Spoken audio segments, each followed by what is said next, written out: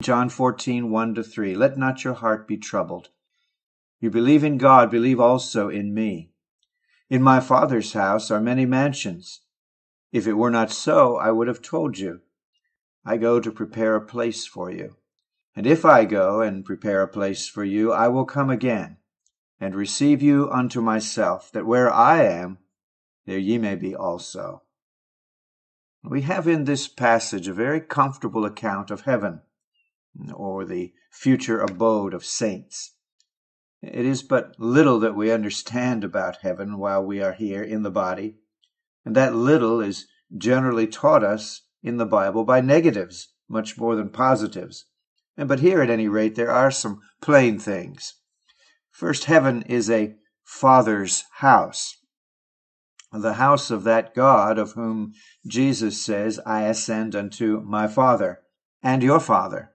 That's in John 20:17. It is, in a word, home, the home of Christ and Christians. This is a sweet and touching expression. Home, as we all know, is the place where we are generally loved for our own sakes and not for our gifts or possessions. The place where we are loved to the end, never forgotten, and always welcome. This is one idea of heaven. Believers are in a strange land and at school in this life. In the life to come, they will be at home. Heaven is a place of mansions, of lasting, permanent, and eternal dwellings. Here in the body we are in lodgings, tents, and tabernacles, and must submit to many changes. In heaven we shall be settled at last and go out no more. Here we have no continuing city, Hebrews 13:14 says. Our house, not made with hands, shall never be taken down. And heaven is a place of many mansions. There will be room for all believers and room for all sorts, for little saints as well as great ones, for the weakest believer as well as for the strongest. The feeblest child of God need not fear there will be no place for him. None will be shut out, but impenitent sinners and obstinate unbelievers. Heaven is a place where Christ himself shall be present.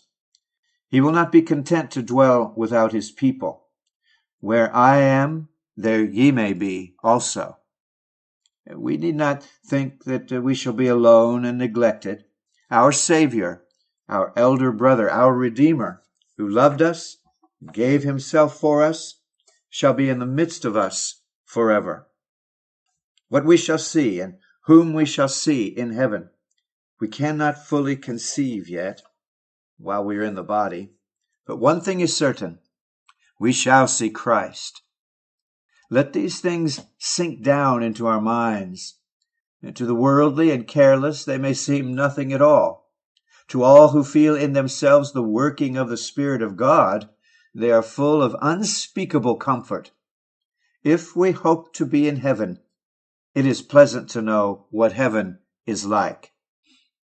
And we have, lastly, in this passage, a solid ground for expecting good things to come. Our sinful flesh is apt to rob us of our comfort about heaven. We wish we could think it was all true, we say, and we fear we shall never be admitted into heaven. Well, let us hear what Jesus says to encourage us. One cheering word is this: I go to prepare a place for you. Heaven is a prepared place for a prepared people, a place that we shall find Christ himself has made ready for true Christians. He has prepared it by procuring a right for every sinner who believes to enter in. None can stop us and say we have no business there. He has prepared it by going before us as our head and representative and taking possession of it for all the members of his mystical body. As our forerunner, he has marched in, leading captivity captive, and has planted his banner in the land of glory. He has prepared it by carrying our names with him as our high priest into the Holy of Holies, and making angels ready to receive us. They that enter heaven will find they are neither unknown nor unexpected. Another cheering word is this: I will come again and receive you unto myself. Christ will not wait for believers to come up to him, but will come down to them to raise them from their graves and escort them to their heavenly home. As Joseph came to meet Jacob, so will Jesus come to call his people together and guide them to their inheritance. The second advent ought never to be forgotten. Great is the blessedness of looking back to Christ coming the first time to suffer for us. But no less great is the comfort of looking forward to Christ coming the second time to raise and reward his saints.